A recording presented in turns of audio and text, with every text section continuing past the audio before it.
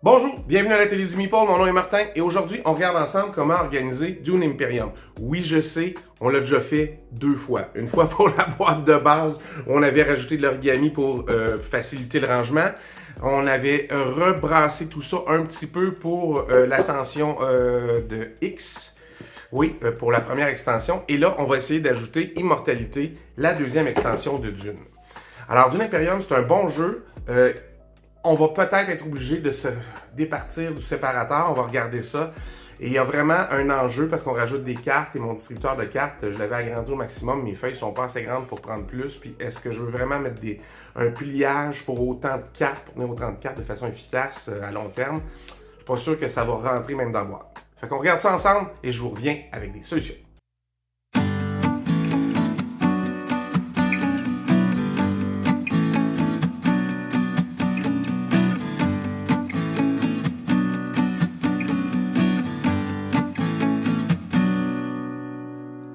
Ben, regardons ça ensemble. Dune Imperium Immortality. Alors, qu'est-ce que c'est? Ben, c'est comme toujours un livret de règles. Un petit plateau à ajouter. Et ma foi, une boîte assez vide. Alors, c'est des cartes. Des cartes pour le même deck. Puis des cartes aussi pour ajouter à votre deck de départ. Vous avez des cartes intrigues qui se rajoutent aussi. Des jetons pour la nouvelle piste. C'est comme rien. Ça va probablement couvrir un espace, oui, sur le plateau central. Et vous avez quatre petits écussons comme ça. Si ma mémoire est bonne, j'ai regardé vite les règles qui vont vous servir à faire une action une fois. Je pense que c'est rafraîchir le marché de cartes. Alors vous pourrez, une fois pendant la partie, vous débarrasser de votre jeton comme ça pour rafraîchir le marché. Et sinon, ben c'est rien, c'est vide. Alors, faut à cette heure mettre ça dans la boîte de Dune Imperium. Et là, vous savez, on avait déjà reçu l'avènement de X, Rise of X, qui avait ajouté ces deux petits plateaux-là, ainsi que plein de cartes. Alors, j'ai la dernière fois utilisé l'insert ici. Je ne sais pas si je vais pouvoir le garder. Faut ajouter à tout ça de cartes. Tout ça de cartes ici. Et quelques jetons, mais les jetons vont aller évidemment dans les différentes boîtes. Alors, si c'est les ressources, j'ai des boîtes aussi qui sont dédiées aux joueurs. Alors, tout ça, ça va peut-être... je vais garder probablement ces boîtes-là, mais je vais peut-être faire un rangement différent pour accommoder toutes les autres cartes qu'on va ajouter. Parce que ce deck-là, c'est un deck builder. Alors, c'est à peu près... Je ne mets pas des sleeves sur toutes mes cartes, mais sur un deck builder, je trouve que c'est quand même intéressant pour préserver les cartes le plus longtemps possible. Alors, je vais regarder ce que je peux faire, puis je vous reviens avec ma solution. Je vous montre un peu ce que j'ai fait pour faire des boîtes de rangement pour les cartes. Alors, je veux que ça serve de rangement dans la boîte. Alors, j'ai fait un rectangle un peu plus grand que les cartes. Évidemment, vous devez considérer le rectangle intérieur, pas le rectangle extérieur, si vous voulez que vos cartes glissent comme il faut dedans. Et les miennes sont sleevées, donc j'ai besoin d'un petit jeu tout le tour. Alors, c'est ce que j'ai fait. Ça fait une boîte de dessous de 10 cm et demi par 8 pour que les cartes glissent facilement dedans. Là, évidemment, vous voyez des petites traces de colle. Ça va tout sécher transparent. J'utilise une colle qui sèche de façon transparente. Alors, qu'est-ce que j'ai fait? Bien, on commence par le carré. Bien, le rectangle. Vous avez mon rectangle de 8 par 10 et demi. J'ai fait une bande. Moi, j'ai pris une hauteur pour que ça fitte ici. C'est-à-dire par-dessus ce board-là. Il va y avoir un petit vide ici, c'est pas grave. Peut-être que je mettrai une bande de foam core dans le fond pour le tenir. Mais c'est pas très grave. Alors, il va y avoir, les trois boîtes vont être ici, une à côté de l'autre. 1, 2, 3. Alors, j'ai calculé qu'il me restait 6,8 cm. Alors, j'ai fait une bande de 6,3, considérant que le papier plume que j'utilise a 0,5 cm. Alors, j'ai tout simplement fait une bande comme ça. Ici, j'ai fait 3 cm, 10.5, 8, 10.5, 3, puis je l'ai coupé en angle, ici, pour que ce soit plus facile pour aller chercher, vous voyez comme ça, les cartes. Alors, en une petite passe facile, je vais venir mettre de la colle ici, là, là et là, et sur le dessus. Et après, je plie tout simplement comme ça. Je viens mettre ça ici. Je fixe avec mes épingles. Clique en angle ici comme ça, puis tout le tour. Hein, au moins 2 épingles par côté. Et ça sèche comme ça et c'est très solide par la suite. Alors, je voulais vous le montrer rapidement. Alors, c'est vraiment là de prendre vos mesures comme il faut, de bien ne pas oublier l'épaisseur de ça, l'épaisseur de vos parois aussi pour que vos cartes passent à l'intérieur. Alors, c'est vraiment très important. Bon, ben, je vais aller continuer mon bricolage, puis je vous reviens. Alors, je vous présente ma solution pour mettre la deuxième extension de Dune Imperium Immortality dans la boîte. Alors, ici, on fait comme d'habitude les règles de jeu. Alors, qu'est-ce que j'ai fait?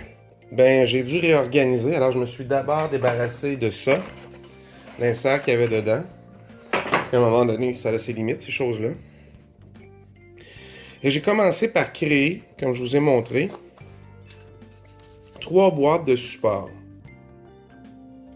Alors, vous pouvez voir qu'on pourra prendre les cartes facilement. Alors, certaines cartes que j'ai déjà mis là, alors, les cartes qui sont toujours présentes sont dans le fond séparées. Puis ça ici, c'est des cartes de l'extension Immortalité. Fait que, sont là. Le deck principal est maintenant divisé en 2. Alors, ce sera 2 boîtes. On pourra les mettre une par-dessus l'autre si on veut sur la table ou une à côté de l'autre. C'est pas très grave. J'ai fait une petite boîte en carton un peu plus rigide qui sert juste de spacer. Alors, ça va d'un intercalaire si vous voulez. J'ai mis mon jeton premier joueur dans une des boîtes que j'avais déjà. Et j'ai dû refaire 2 boîtes. C'est-à-dire, j'ai dû faire une plus grande boîte pour accommoder les fameuses cartes intrigues et les cartes qui viennent... et les cartes conflits. Voilà, c'est ça que je voulais dire. Conflit. Alors, ça rentre tout ça ici. Et je suis allé vraiment par étapes. Puis une autre, voyons, je vous montre ça avant.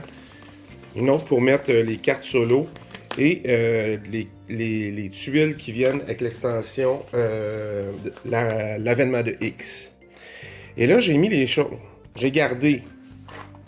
J'ai mis les choses excédentaires comme d'habitude. Les ressources.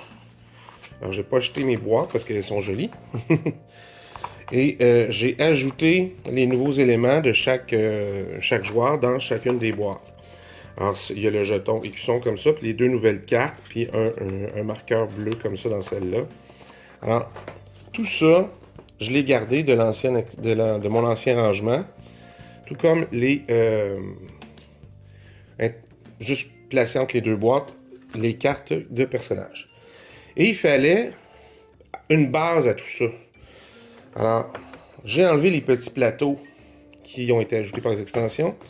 Et je me suis dit, il faut que ce soit droit pour l'organiser. Alors, qu'est-ce que j'ai fait? Bien, c'est juste une équerre en papier plume qui vient dans le fond, qui est collé. Alors, c'est un joint. Ce serait un joint à mi-bois si c'était du bois, là, mais vous voyez, il y en a un comme ça ici, plus court, l'autre plus long, puis dans l'autre sens, c'est le contraire. Alors, ça va ici, tout simplement. Et ça permet de déposer le plateau dans le fond et d'avoir une surface égale. Et après ça, ben, je me suis dit, tiens, on pousse tout sur le côté. Et c'est comme ça que je suis arrivé à une mesure qui était satisfaisante pour mettre mes cartes et ça ici. C'est vraiment le calcul derrière a commencé comme ça. Et après, je me suis dit, ben, d'ordinaire, les boîtes et les cartes, de temps en temps, on est chanceux puis ça arrive bien juste. Et c'était le cas ici. Alors, j'ai pas eu besoin de refaire. C'est juste qu'ici, les plateaux sont plus hauts que là. Alors, ça, c'est plus haut. Alors, je vais profiter des 2 plus basses pour mettre les cartes personnages. Et j'avais une boîte plus courte que l'autre.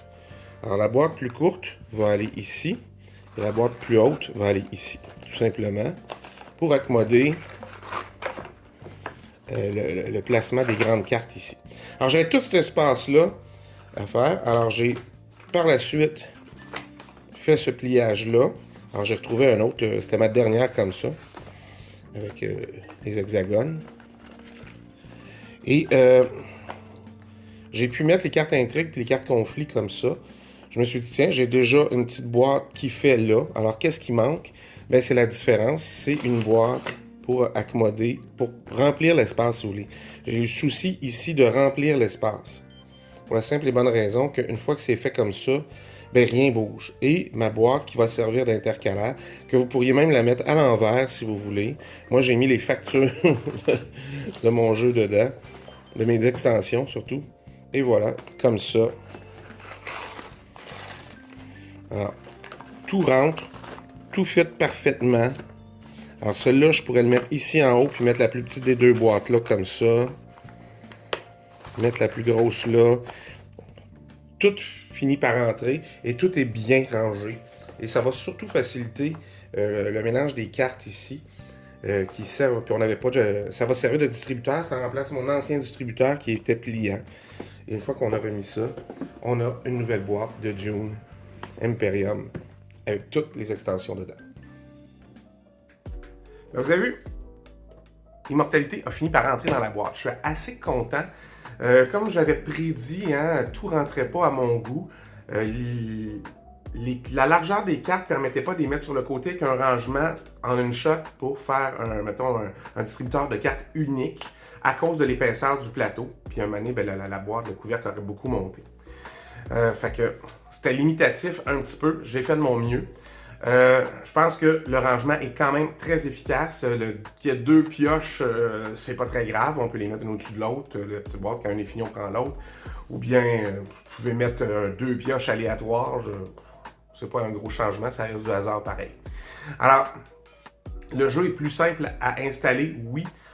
J'ai pas été obligé de tout défaire, ce qui est intéressant. Alors, si vous avez suivi mes pérégrinations et mes changements dans l'organisation de ce jeu-là, bien, vous ne serez pas obligé de tout changer non plus. Peut-être que si vous avez modifié, vous pourrez même adapter votre design à ce que j'ai fait aussi. Alors, tout est possible. Alors, j'espère que les solutions que je vous propose vous conviennent. Et si vous avez des façons de faire que vous n'êtes pas sûr, n'hésitez pas à poser des questions. Je réponds à tout le monde sur la chaîne. Alors, j'espère que vous avez apprécié. J'espère que vous allez rejouer à Dune Imperium. C'est un excellent jeu. Alors, pour le temps des fêtes, c'est un bon jeu à sortir. C'est pas trop difficile à expliquer. C'est pas trop difficile à comprendre comment ça fonctionne. Alors, même en famille un peu élargie, si vous n'avez pas juste des gros joueurs, c'est sûr qu'il y a plus simple, mais il y a aussi plus compliqué. Alors, si vous avez des amateurs de science-fiction, Dune Imperium, c'est un excellent choix. Alors, nous, on se revoit la prochaine fois. En attendant, amusez-vous. N'oubliez pas de vous abonner si vous voulez être notifié quand la prochaine vidéo va sortir. Au revoir!